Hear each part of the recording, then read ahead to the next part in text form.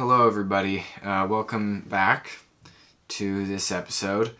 I'm just going to get straight into it. This one's about social media. And I guess I should do a longer intro, I feel like, because it's a podcast. And I should, I don't know. I'm not used to this yet. This will be practicing talking and getting used to being in front of a camera for long periods of time. Also giving valuable information. What else is there to say? Let's just get into it. First things first, I consider social media to be a blessing in my life. It's bad though. It's really bad. It's good and bad. There's good parts and there's bad parts to it, as pretty much everybody knows. I would say I'm leaning towards more good than bad, mainly for the facts that it connects everyone, yada yada yada, stuff like that.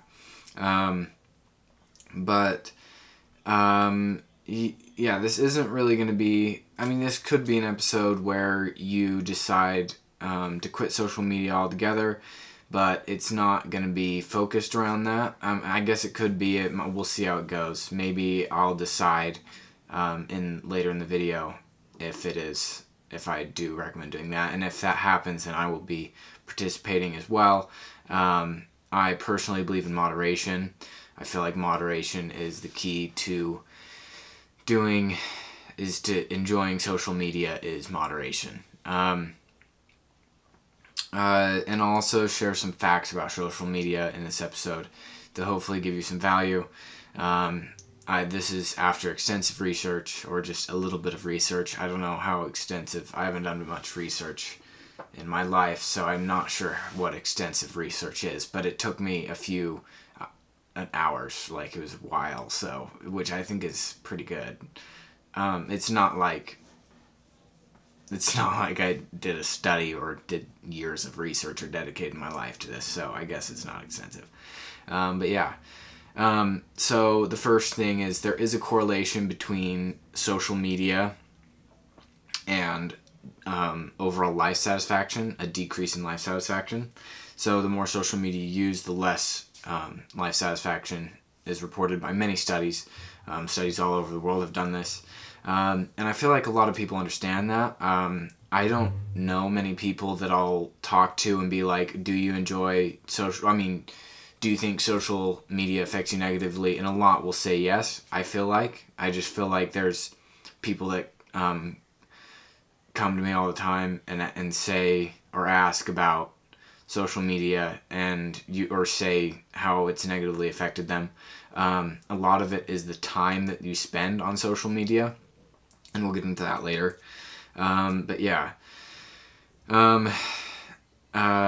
It can vary though. So depending on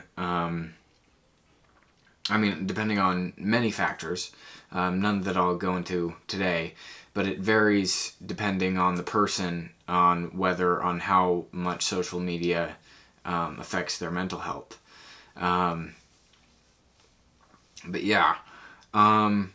Social media has the same effect on you as the same as as alcohol. Heroin would be worse. That would be terrible. I don't go through withdrawals from social media where I'm crying on the ground, so that's good. I still go through withdrawals of social media. I don't know, maybe I don't really particularly know much about that, but I do. I've gone off social media before, and it was a good experience. In fact, the main thing that I found from this experience of going off social media for months, like I did a while, I don't know if it was months, maybe, it was probably months, it was a while, is the vast amount of time that I had. That's just one of the things that you will notice once you go off social media, is the amount of downtime, or just how bored you get. There's just a lot more downtime. I'll just show you how much I spent on social media, on just my phone. So it's updating. Just give it a minute.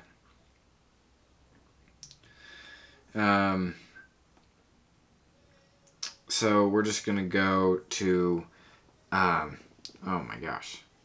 So this is how much I've been spending last week.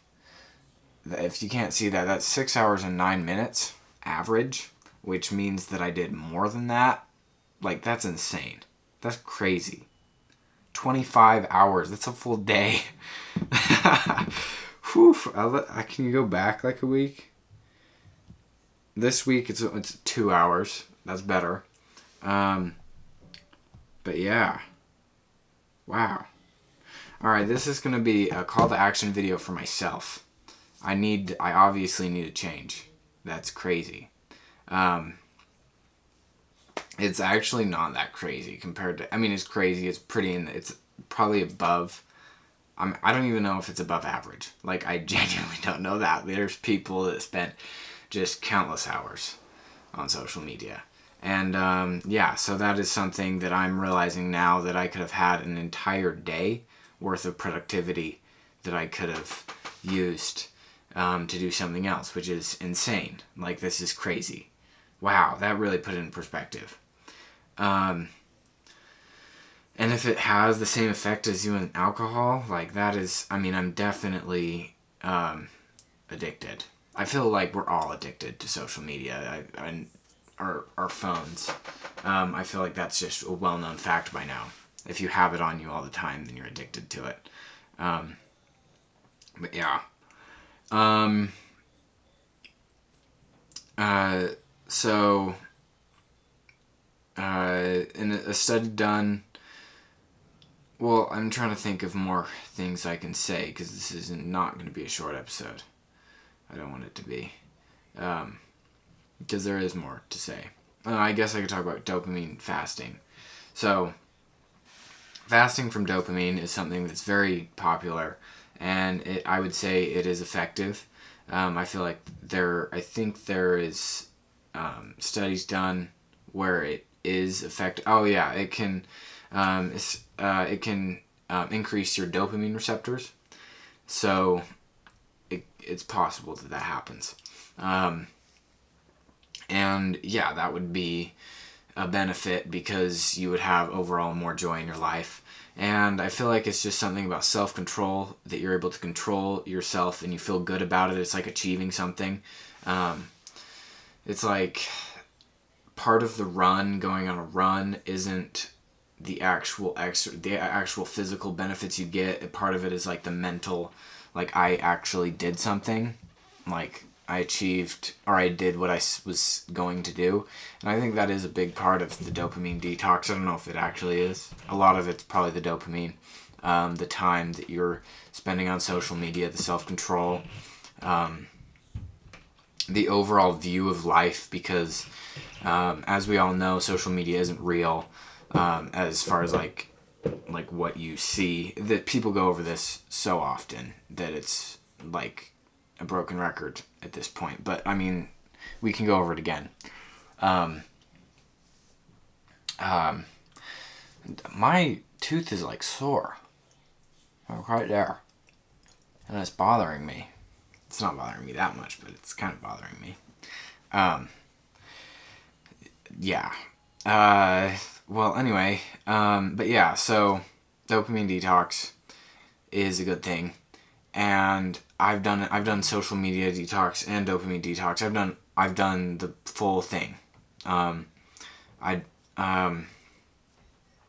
Yeah, for like a month, I think it was, and I did see benefits. There's an overall greater, like, sorry, I keep itching my nose. Might as well get it all out. There's an overall, like, you feel better about yourself because you're able to do something that most people aren't doing. And You know that it's benefiting your life in a way that you're getting an advantage above other people. And I know life isn't all about advantage and disadvantage and getting ahead and competition. In fact, I feel like you should have a very peaceful life, and not worry about those things. But I think you should, to some extent. But that also makes you feel good. Little things make you happier. Your borderline happiness, I feel like, in my personal experience, kind of raises a little bit. I'm hesitant to say this because it's been a while since I did this. I'll have to try it again. But yeah, no, this is real. I really genuinely believe this, that little things, I know this at least, little things make you more happy. So like ice cream seems a lot more exciting once you haven't had it for a while, which is obvious. I feel like that is the case for a lot of things. But yeah. So dopamine detoxing is a good thing, and you should try it, and you should do it multiple times in your life. It should be a standard that you set yourself to, that you get to. And although it's not impossible, there's people that do it. There's people that have this lifestyle of dopamine detox.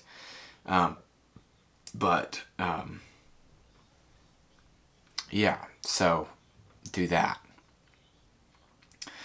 A study done by a group of scientists found that there's a clear degradation, like degrade. I don't know if I put the right word there. Degradation. Do you know what I'm trying to say? We're just gonna move on. No, I'll look it up. Fine. It's degrading. Degradation.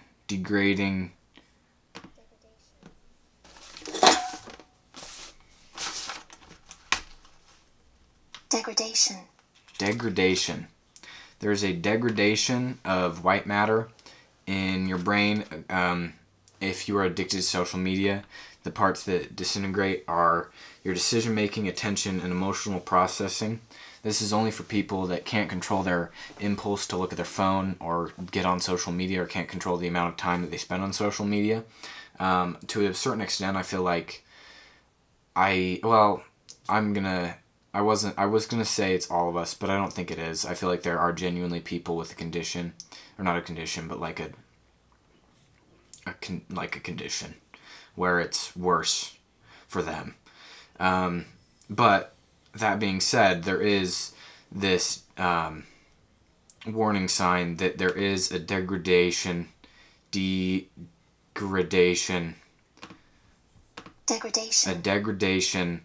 of white matter in the brain, pertaining to those certain things. Again, make decision making, attention, and emotional processing, which are all things that I would say contribute to your effectiveness on actually controlling your ability to get on social media, or your ability to restrain from getting on social media. And so I feel like that's just a vicious cycle that we can all fall down. And if that's where our brains are heading, then, if that is an actual thing that's happening over time, what does that mean for future generations? Like, will their brains just be so addicted to the screen, it'll just be so much harder for them to get off of it?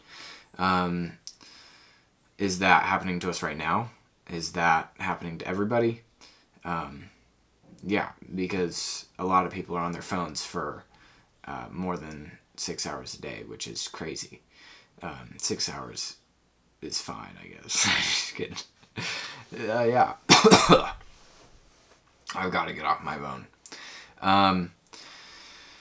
So social media provides immediate rewards to the brain, causing the brain to rewire itself and desiring these stimulations more. This you know. I feel like everybody knows this. I'm just reinstating what you already know. It gives immediate rewards, and something I've heard from Andrew Huberman is he was talking about how your brain actually doesn't give you dopamine after the initial novelty of opening up your phone, and it turns to obsessive compulsive when you're just scrolling or digging for another little hit of dopamine, which would be a video that stands out above the rest. As you know, I mean, I feel like you understand this concept just as a human in the 21st, in this century, as a human, just a human. That there's videos that you look for and you find, and you're glad that you found them. And that's the phone. I'm just gonna talk right through it. Ignore that. When getting off social media, it's much easier. I don't know if it's easier. I feel like the social aspect is a lot harder to get all the way completely off social media, but it's more, you're more likely to commit, I would say, and oh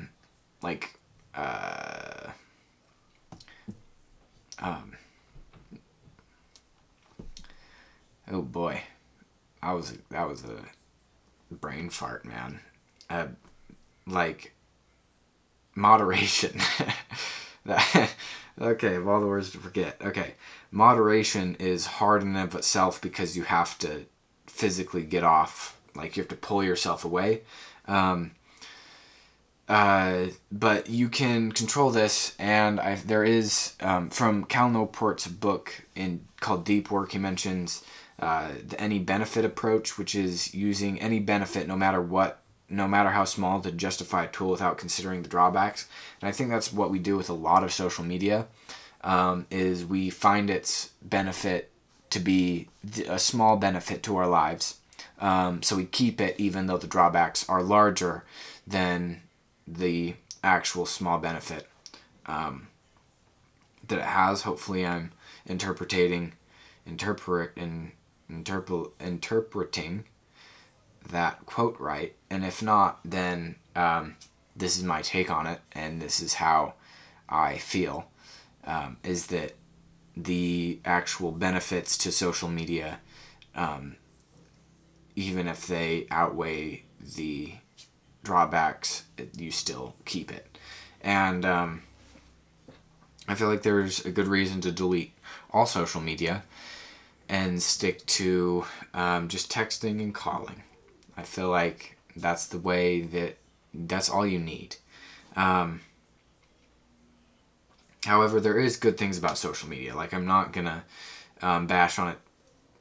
I can't bash on it enough, but I'm not gonna bash on it too hard, because there are times when I will get on social media and I'll get off of it and I'll genuinely be a happier person. Like, that's something that happens. The problem is a lot of times I'll stay on it, and then I won't be a happier person because I spent so much time on it. It's not actually the content anymore. Like, I feel like the content is much more beneficial and happy and positive than it was before, as far as like the short form content that we're getting into in recent decades. Before, if you remember, like on anonymous chat boards, and I was a little bit young for that, but well, I do remember them, and I did, yeah. So just it's more positive now, is my point. And I feel like you can genuinely get some joy and change your day. Oh. That happened. Great podcast, William. You're talking to myself in the third person. I'm going that well today. But yeah, so Phones are engineered to be addictive, so these apps are, and you just kind of gotta keep that in mind when using them and keeping them, because deleting them will always be, I wouldn't say always, but most of the time, always the better option. I'm gonna say always. Unless if you're using it to spread your message and actually maybe it's your source of income, but even then there's very big negative benefits that I mean negative drawbacks that I haven't discovered yet because I'm not internet famous yet. But yeah, let's just go back to taking up time. It's so much time, and I just had to just go to that point one more time, press that little button again in your brain, just reminding you how much time you're taking up. And yeah, I'm definitely going to go on, try to not use social media near as much as I have been. And I'm already on that path. I started a routine, as I mentioned in the last episode. And that brought my screen time down by 4 hours. So a routine can really help. One of the things that I've noticed is that I hate about social media and just phones in general is taking you out of flow states. So getting into a flow state is super duper important. It's very important to me. I really, really think there's just like, I did a public speech, or I've researched flow states, and the main statistic that shines above all the rest in flow states is, I might cover it in another video, but flow states are important. And well, I'll just say it increases your productivity by just insane amounts. And the problem with that is getting out of a flow state. It's very difficult to get back in. It takes about 15 minutes. And really that's just not a good amount. Like, it's hard to get back into a flow state, and sometimes it doesn't happen, if any time. And that is as quick as your phone buzzing and looking at the notification, getting out of that flow state, and then even if you put your phone down, it's sometimes hard to get back in. Multitasking in that way, looking at your phone, going back to your work, looking at your phone, going back to your work, makes it harder for things to commit to memory. So that, on top of getting out of flow states, is just bad. Like, this constant distraction is not good. And that brings us to, this isn't as important. I'll just mention anyway, those ghosts, like, you think your phone is buzzing, but it's not. Even those can distract you. And it's kind of creepy. It's a really interesting new phenomenon that's happening. So one of the things that I like about being, about talking to people, is listening to what they have to say. And I'm not doing that just because I know it's the right thing. I kind of am a little bit. I love talking about myself. Let's not, like, I love it. I'm doing it for, yeah, anyway. But I feel like it's better to listen. I feel like there's a balance. There's a balance that you need. But I feel like it's unhealthy to always talk about yourself, and that is most of what you put online, is you talking about yourself or thinking about yourself.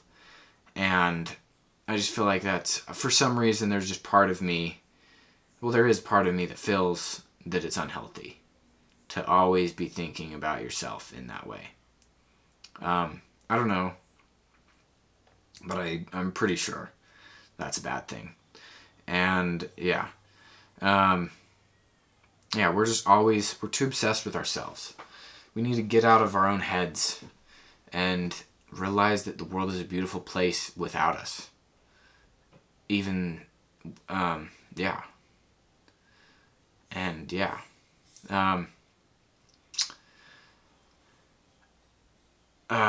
Good things about social media, though, is the obvious sudden, like connection. I just find it so amazing. My first connection with social media was YouTube, and it just really opened up my eyes to the vast possibility of doing what I wanted and putting it online, and then having people support me and making a career out of it.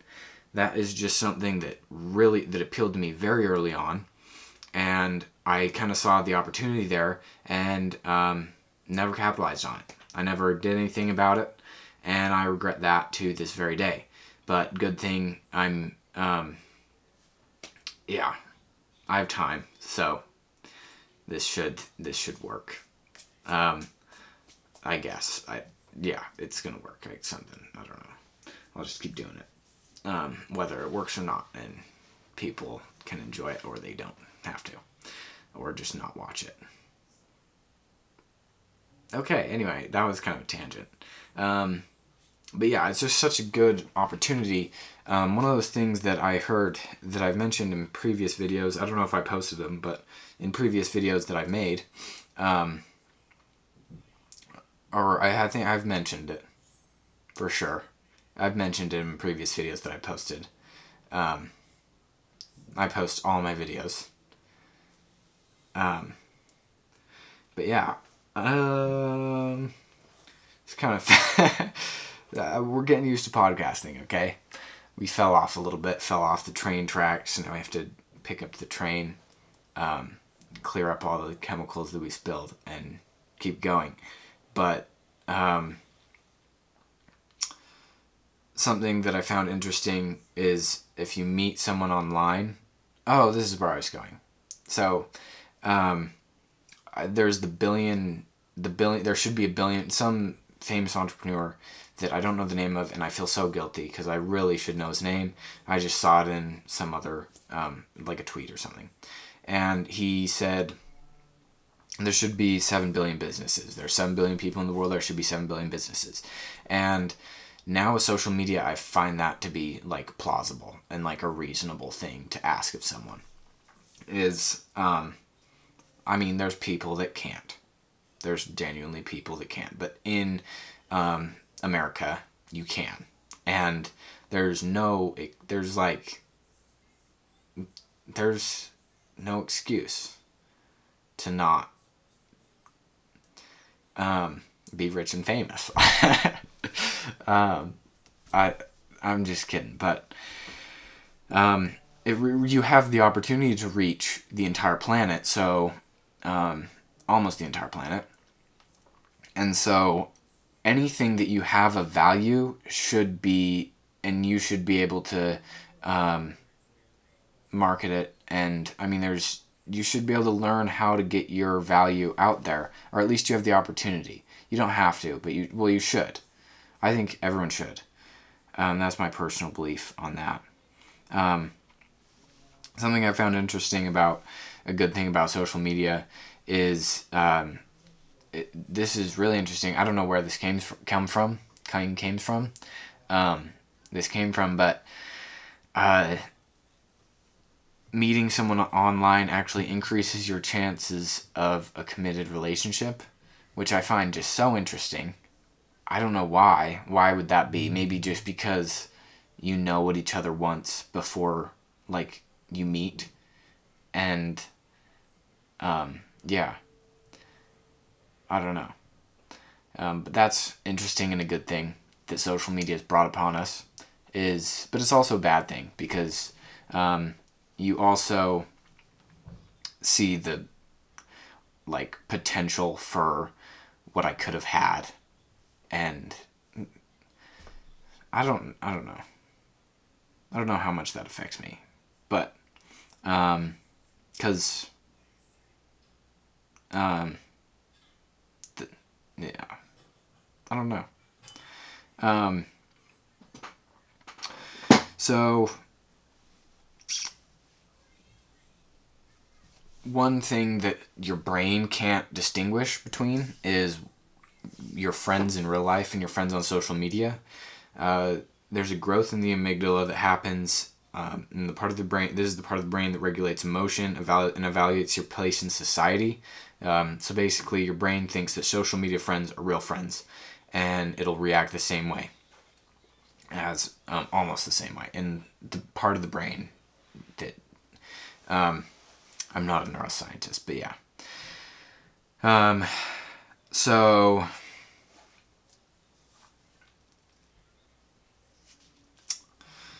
this brings your brain gets bigger. I was tempted to say big brain, but I didn't.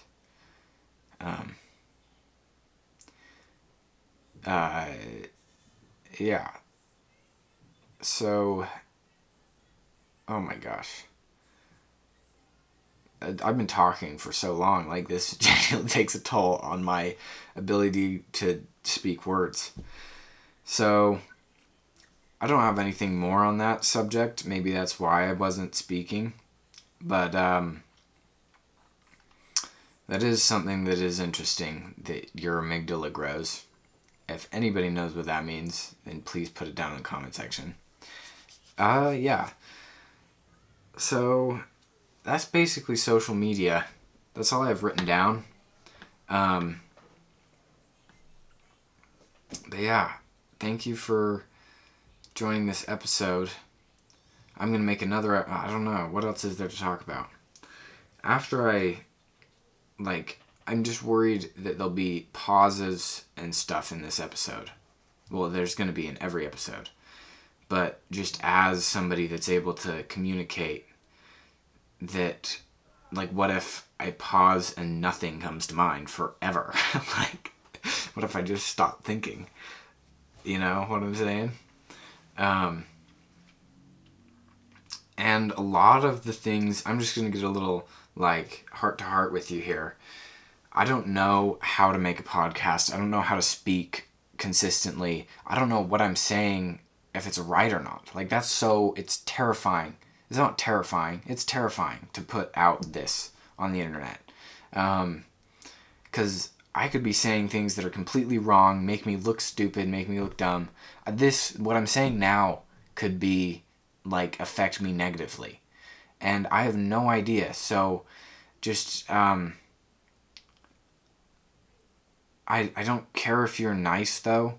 Like, be mean to me. Just don't be mean in general.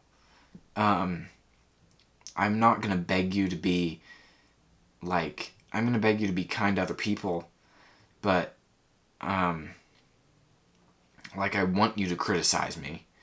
I want to know what I'm doing wrong. But it's hard because just, like, even speaking to people in real life, I have these, like, doubts and thoughts where it's like, oh, don't say that, or just hold your tongue a little bit here, and it's just this background noise. And maybe it's just me. It could just be me. Maybe it's just me, and you guys think I'm crazy. Yeah.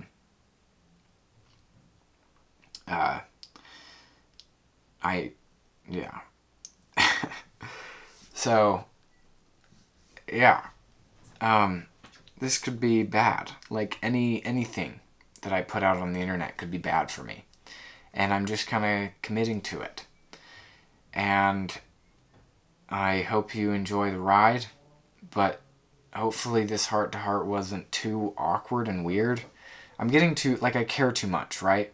I just need to say whatever that comes to mind.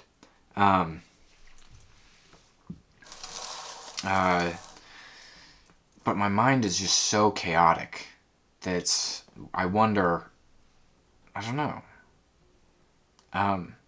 Yeah, so that's it. Thanks for watching.